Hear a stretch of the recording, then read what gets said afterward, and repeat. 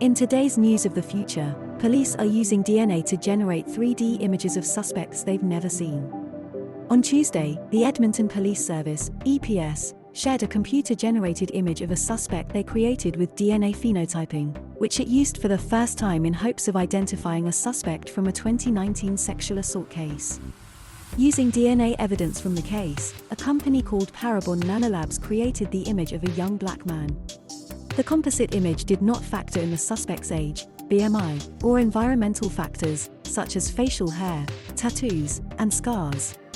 The EPS then released this image to the public, both on its website and on social media platforms, claiming it to be a last resort after all investigative avenues have been exhausted. In response to the EPS's tweet, many privacy and criminal justice experts replied with indignation at the irresponsibility of the police department.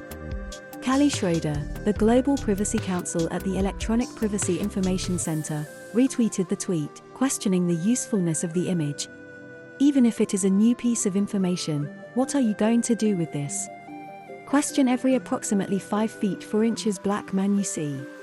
The victim of the case only gave a limited description of the suspect, describing him as 5 feet 4 inches, with a black toque, pants and sweater or hoodie, and as having an accent, making for a vague, indistinguishable profile.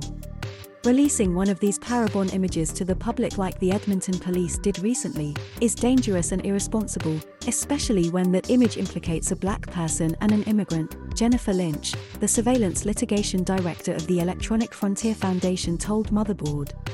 People of color are already disproportionately targeted for criminal investigations, and this will not only exacerbate that problem, it could result in public vigilantism and real harm to misidentified individuals. Seeing the composite image with no context or knowledge of DNA phenotyping can mislead people into believing that the suspect looks exactly like the DNA profile.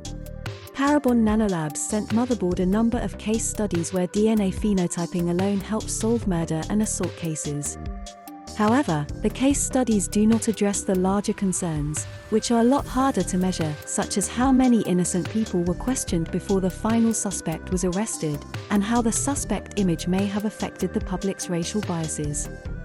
Parabon creates the composite image by running the suspect's DNA through machine learning models that are built on thousands of people's DNAs and their corresponding appearances.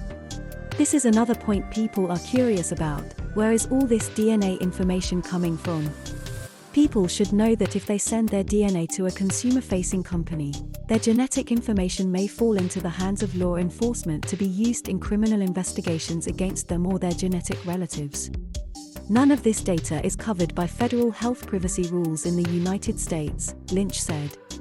While 23andMe and Ancestry generally require warrants and limit the disclosure of their users' data to law enforcement, other consumer genetic genealogy companies like GEDmatch and FamilyTree DNA provide near-wholesale law enforcement access to their databases. Parabon Nanolabs claims that the images they generate aren't based on race, but on their genetic ancestry. However, researchers argue that taking familial origin into consideration while DNA profiling, as Parabon does, is not an objective measurement because it results in general populations being seen as more criminal than others. Making inferences about the phenotype or the family relations of this unknown suspect produces suspect populations and families, anthropologist wrote in a study. What do you think about the prospect of DNA profiling and the use of emerging AI and machine learning technology by authorities? Let us know in the comments below. By the way, this voice, the one you are currently hearing, was generated using an AI text-to-speech software. Check the description for more information. If you enjoyed this content, remember to give us a like. Thanks for watching. We'll see you next time.